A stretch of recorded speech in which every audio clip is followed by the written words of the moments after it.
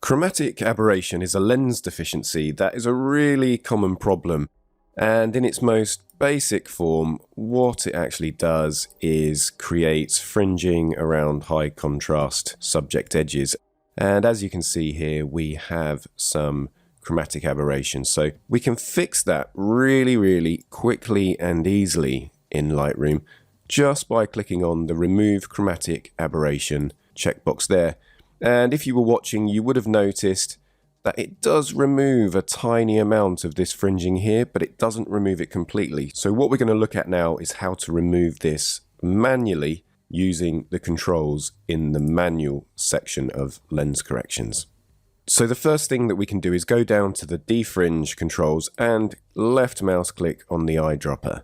And then what we just need to do now is find a clear area of that fringing, and then we can left mouse click on it and it will hopefully remove all of it, or it will remove most of it.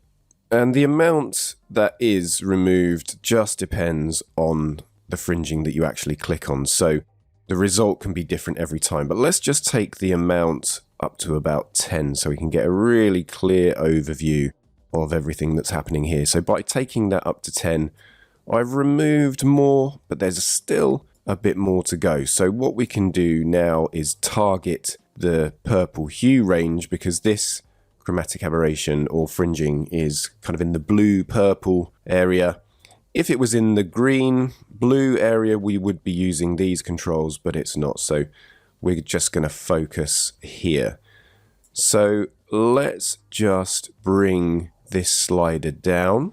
And here we're just narrowing the area. So we're bringing it away from the pinks over on the right and bringing it more towards the purples in the center. And then let's just bring that down there. So there, bringing that down has removed pretty much all of that chromatic aberration. But what we need to look out for is this issue here. So by changing these sliders, we can actually introduce other problems, and we have created a problem here. So if I come out to 100%, we can still see that problem there. So as you'll see, I narrow the blue area, and by bringing it over to the right, I'm taking the blues out and focusing it again more on the kind of purples, which is the area that we're working on. So taking that over to 40, and then we have the right side on 77, it is looking pretty good.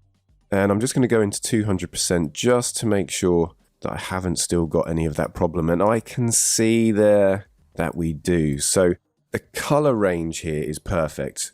So to remove this issue now, we have to work on the amount. So I'm just going to bring that slider over to the left until that disappears. And that is disappearing at 3. So let's go back over to this corner and have a look at what we've got in terms of fringing.